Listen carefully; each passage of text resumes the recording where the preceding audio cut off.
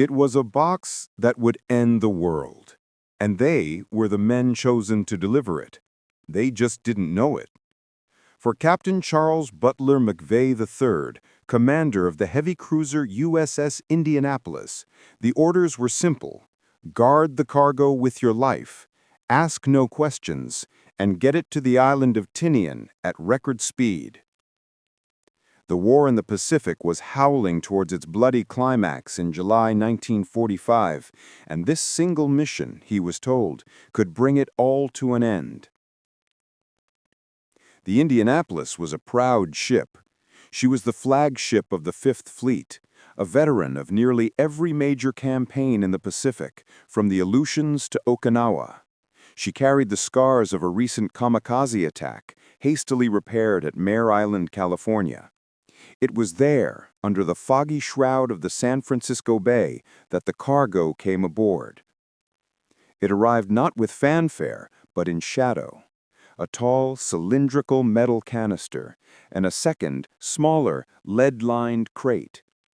Armed Marines, not sailors, guarded it around the clock. The crate was welded directly to the deck of the flag lieutenant's cabin. The ship's 1,195 crewmen watched with curiosity that bordered on fear. Rumors flew like shrapnel. It was a chemical weapon. It was gold bullion to pay off the Russians. It was even, some whispered, the preserved body of President Roosevelt. Captain McVeigh knew only that it was precious. He was a sailor's sailor, respected and rigorous, the son of an admiral. His orders came from the highest possible authority. He was to sail unescorted, maintaining strict radio silence, and push his ship to its absolute limit. He did exactly that. The Indianapolis sliced through the Pacific Ocean, a lone gray ghost. She shattered the speed record from San Francisco to Pearl Harbor, averaging nearly 29 knots. After a brief refueling, she raced on to Tinian, the massive B-29 bomber base in the Marianas. On July 26, 1945, the cargo was safely unloaded. Men in white coats scurried it away into a fortified bunker. As McVeigh and his crew watched the mysterious containers disappear, they felt a collective sigh of relief. Mission accomplished. 10 days later, that cargo, the fissile uranium and components for the Little Boy atomic bomb, would be loaded onto a B-29 named the Enola Gay and dropped over a city called Hiroshima. But the crew of the Indianapolis would not live to hear that news. Their part in history was over. Their ordeal was just beginning.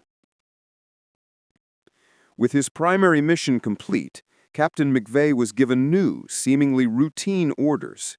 Sail from Tinian to Guam, pick up new crew members, and then proceed to Leyte in the Philippines for training exercises. The war was winding down. This was milk-run stuff. At Guam, McVeigh inquired about a destroyer escort for the journey to Leyte.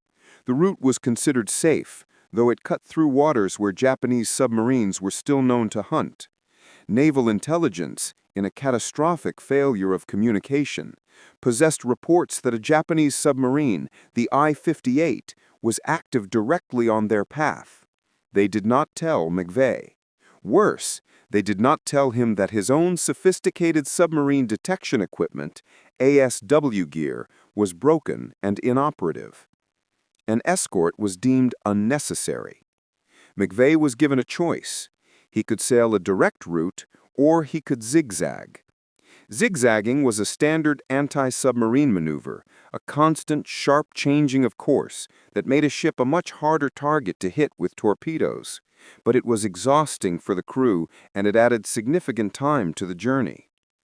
Intelligence officers at Guam told him the risk was negligible and left the decision to his discretion. On the night of July 29, 1945, the Pacific was calm, the visibility poor.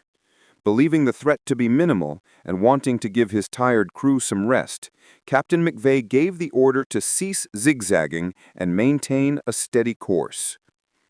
It was a decision that would haunt him and the United States Navy for the rest of their lives. Just past midnight, on July 30th, Lieutenant Commander Mutsutsura Hashimoto, captain of the Japanese submarine I-58, was scanning the horizon through his periscope. He had been hunting for weeks with no success. Suddenly, his spotter yelled, "A dark shape! A large, fast-moving ship!" And it was not zigzagging. Hashimoto couldn't believe his luck. It was a perfect target. He ordered, "Prepare bow tubes, firing solution set." At 12:05 a.m., the I-58 launched a fan of 6 Type 95 long-lance torpedoes, the most advanced naval torpedoes in the world. At 12:14 a.m., 2 of them struck the USS Indianapolis. The first torpedo blew the entire bow of the ship clean off, instantly killing dozens of men in their bunks. The second struck midship, near a fuel tank and a powder magazine. The resulting explosion was catastrophic. It ripped the ship in half, sending a column of fire and water hundreds of feet into the air. The ship's power died instantly, plunging everything into terrifying, oily darkness. The radio room was obliterated. No SOS was ever sent. The proud Indianapolis, the ship that had delivered the atomic bomb, was mortally wounded. She listed heavily to starboard, her deck slicked with fuel oil and the blood of the dying. Chaos reigned. Men were thrown from their bunks, burned alive or trapped in flooding compartments. Captain McVeigh, blown from his cabin, found himself on a listing, sinking deck. He knew immediately that the ship was lost. The order was given: abandon ship. In just 12 minutes, the USS Indianapolis rolled over and plunged bow first into the blackness of the Philippine Sea, disappearing completely. Of the 1,195 men on board, an estimated 300 went down with the ship. Nearly 900 men, many badly wounded or burned, were spilled into the water. They were left floating in the middle of the largest ocean on Earth, in the dead of night, covered in thick black bunker fuel.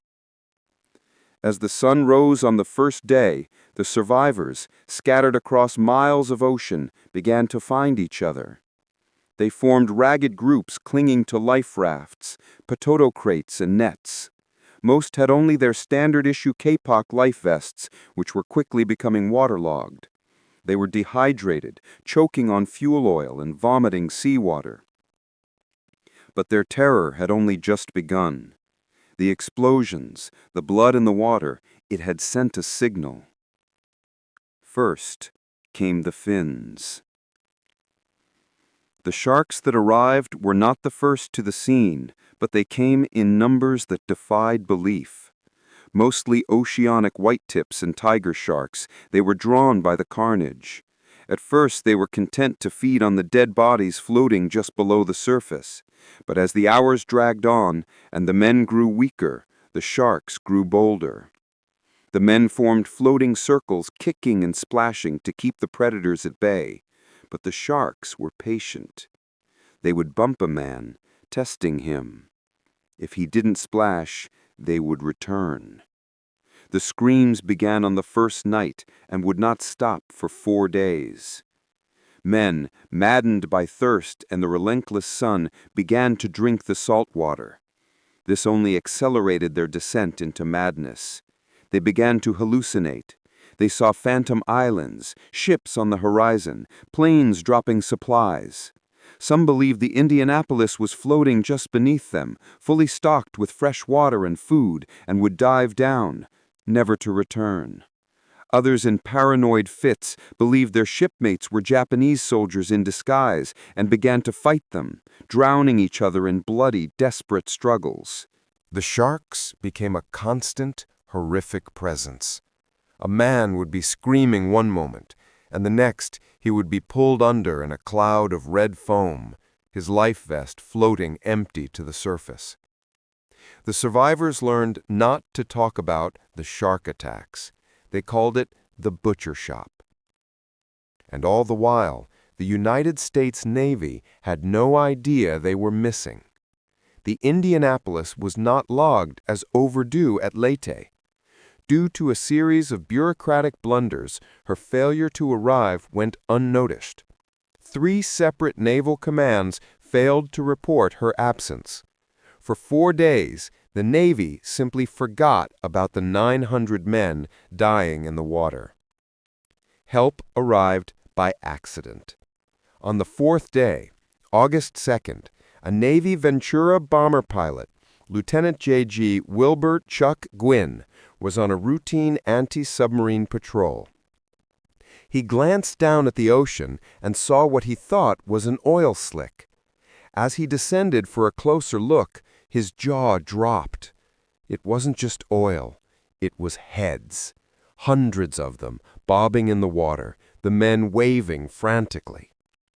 Gwynn immediately broke radio silence, transmitting a frantic message. "Many men in water! Many men in water!"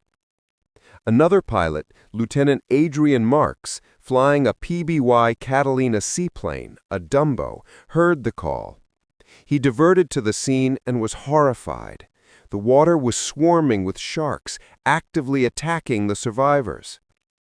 Marks knew his orders. He was not to land in open ocean. He also knew that if he didn't, these men would be dead by nightfall. He defied his orders. Marks brought his massive seaplane down in the 12-foot swells, a landing so violent it popped rivets in the hull.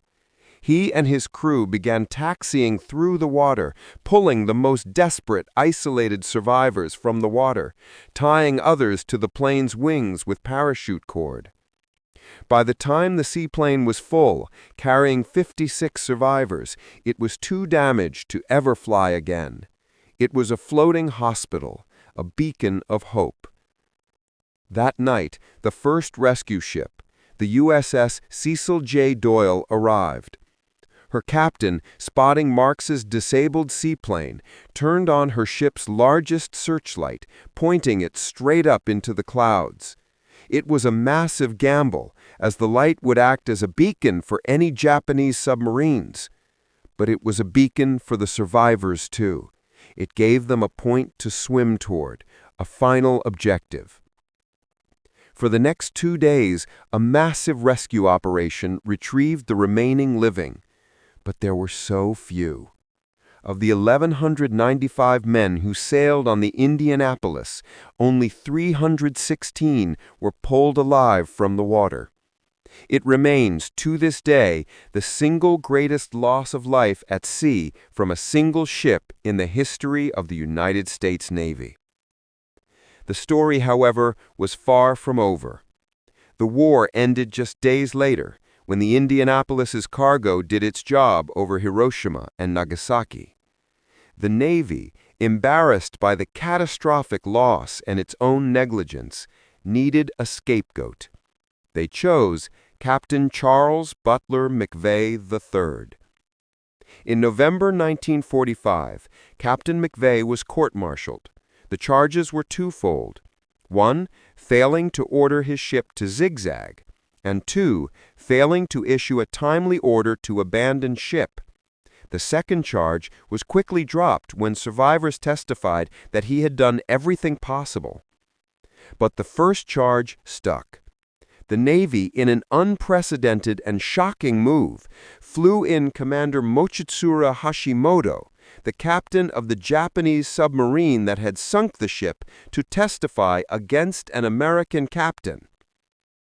Hashimoto testified through a translator that he was tracking the ship, that the visibility was good, and that "I would have been able to launch a successful torpedo attack against this ship, whether it had been zigzagging or not." The Navy ignored him. They ignored the fact that intelligence had failed to warn McVeigh. They ignored the broken detection equipment. They ignored the fact that zigzagging was left to a captain's discretion. Captain McVeigh was found guilty of hazarding his ship by failing to zigzag. He was the only captain in the entire United States Navy to be court-martialed for losing his ship in an act of war during World War II. Though his sentence was later remitted, the conviction stood. His career was destroyed. For the next 2 decades, McVeigh lived with the stain of the conviction. He also lived with the mail. Every Christmas, he received hate mail and venomous phone calls from the grieving families of the men who had died, blaming him for the loss of their sons. In 1968, wearing his old service uniform, Captain McVeigh walked onto his front lawn in Litchfield, Connecticut, and took his own life. But the survivors of the Indianapolis never believed their captain was guilty. For them, he was a hero who had shared their ordeal. For decades, they fought to clear his name. Their crusade found an unlikely champion in 1996. A 12-year-old middle school student in Florida named Hunter Scott chose the Indianapolis sinking for a history fair project. Fascinated and horrified by the story, he began interviewing the survivors. They all told him the same thing. McVeigh was innocent. Scott began a relentless grassroots campaign. He collected signatures, wrote letters to Congress, and appeared on national television. His simple, powerful question, "Why was McVeigh the only one punished?" reignited the case. The surviving crewmen, now old men, rallied behind the boy. They lobbied Congress, presenting the evidence of the Navy's own failures.